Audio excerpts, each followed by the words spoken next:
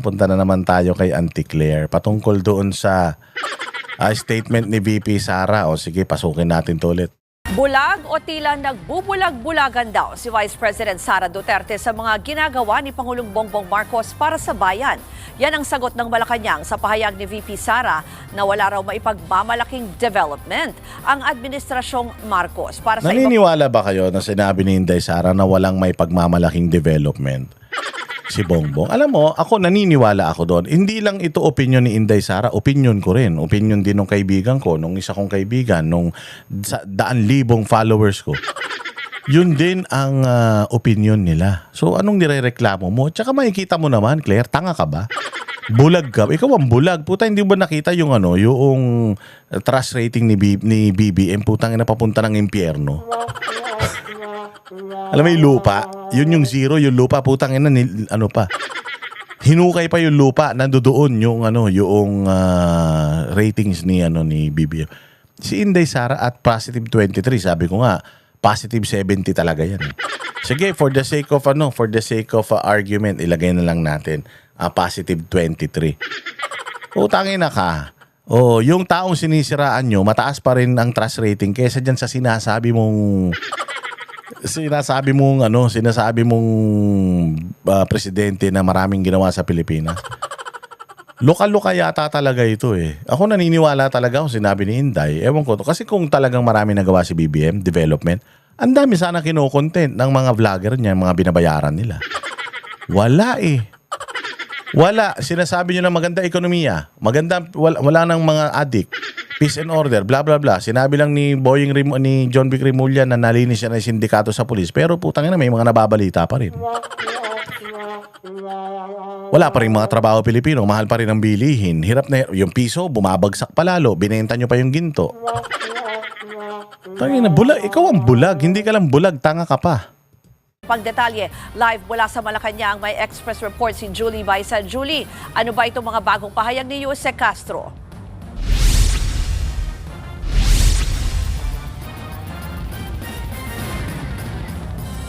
Ruth, puro drama pero walang gawa. Yan ang patutsyadang sagot ni Palace Press Officer Undersecretary Claire Castro sa mga bagong pahayag ni Vice President Sara Duterte laban sa kanya. Nagpapanggap lang daw ang bise na concerned sa bayan pero umamin na raw na ayaw tumulong kay Pangulong Bongbong Marcos sa mga proyekto sa bansa.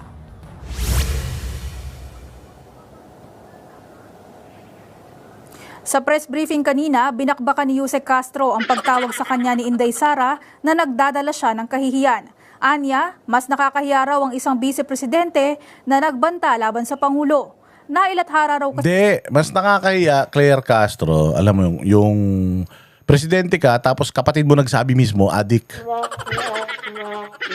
Yun ang nakakahiya. O ang nakakahiya yung sabihin mismo ng ate mo, adik ka. Mula pa bata hanggang ngayon. Yun ang nakakahiya. At ang pinaka nakakahiya doon, pinagtatanggol mo pa. O yan ang nakakahiya, Claire. Nagalit ka na naman. Yan sa mga balita ng international news outlets. Maging ang paggamit daw ng abogado para pagtakpan ang paglustay sa 15 million confidential fund. Payo ni Castro, mag-isip-isip na raw ang publiko kung katulad lang din daw ni VP Sara ang mamumuno sa bansa. Oo naman, gusto namin yun. Sabi ko, kanina nga lang kinukwento ko sa inyo kung gaano kaganda ang Davao. Gusto namin maging katulad ng Davao ang buong Pilipinas. So yes.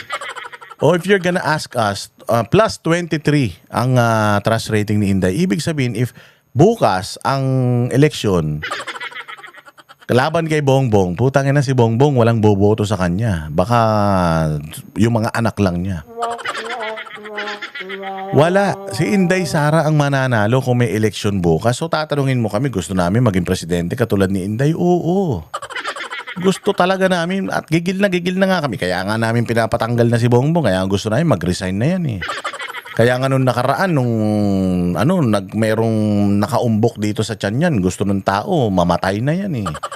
O hindi ba? Kaya nga nung lumabas na naman siya nung nakaraan, putangin na, mukha na siyang kaluluwa. Si Bongbong, nung huling nakita, mataba pa. Putangin na, paglabas, putangin na yan, mukhang bangkay na. Kaya nga nagbubunyi yung tao, tsaka nga gusto malaman ng tao kung mabubuhay pa ba na matagal yan. Excited yung mga tao na mawala na yan eh. Para mapumalit na to si Inday Sara. Gusto nga ng mga Pilipino.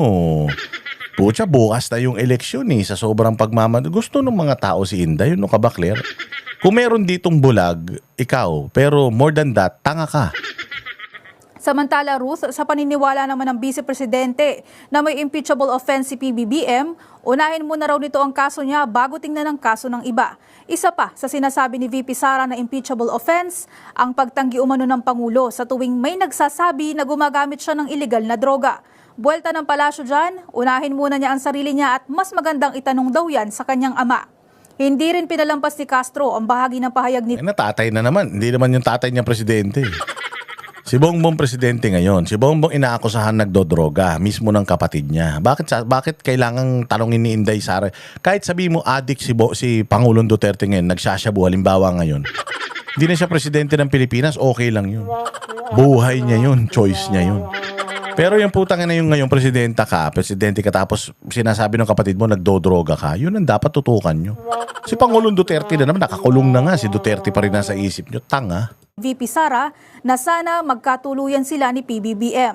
Puro paninira, insinuation at kaimoralidad daw ang mga salitang nanggagaling sa bise. Kapwa raw sila pamilyadong tao ng Pangulo.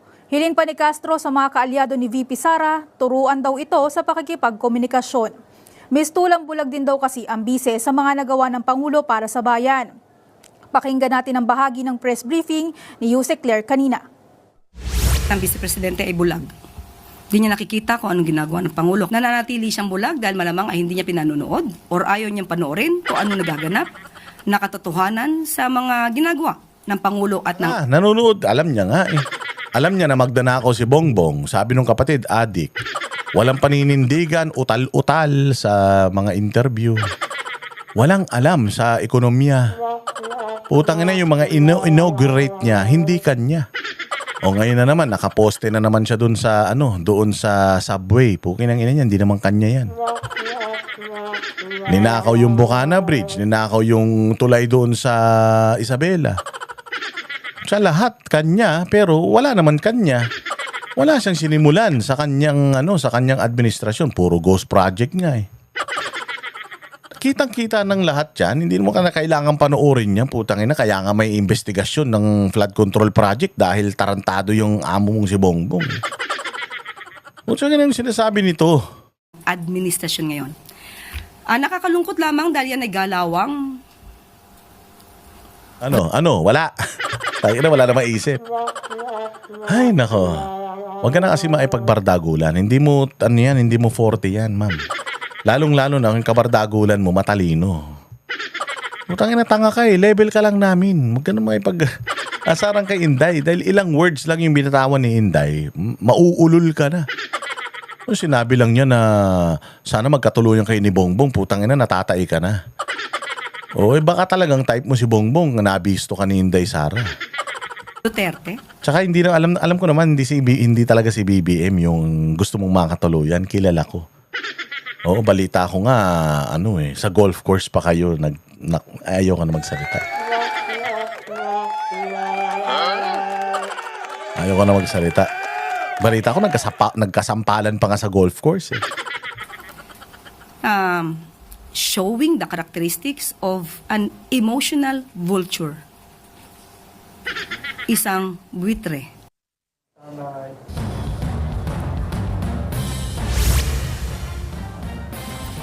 Labo talaga nung emotional vulture na yon, Diyos ko po. Kami ang boses ng masa, hindi natatakot. Katotohanan lang, di kami nalulunod.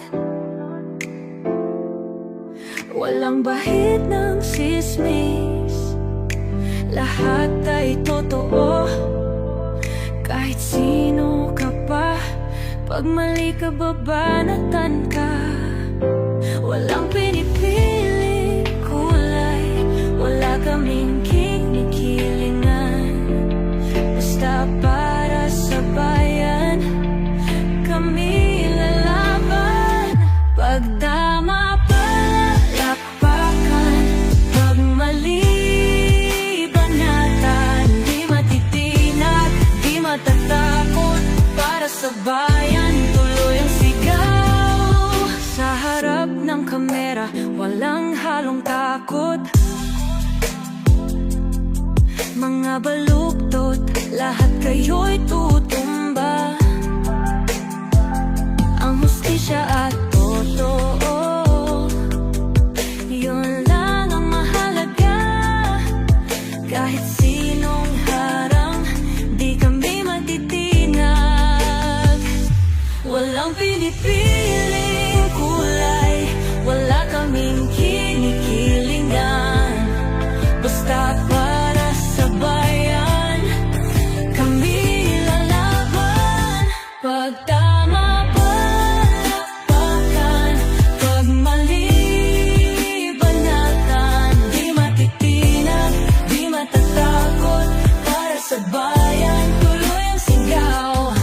Kung nasa tama ka, ikaw ay aming kasama. Pero pag mali ka, handa ka na bang mabasag? Banateros kami, walang inuurungan. Dahil bayan muna, bago ang sarili.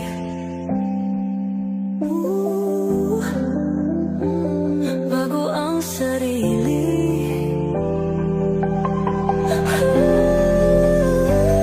Pag tama palakpakan, pag mali banatan. Banateros ang sigaw, katotohanan ang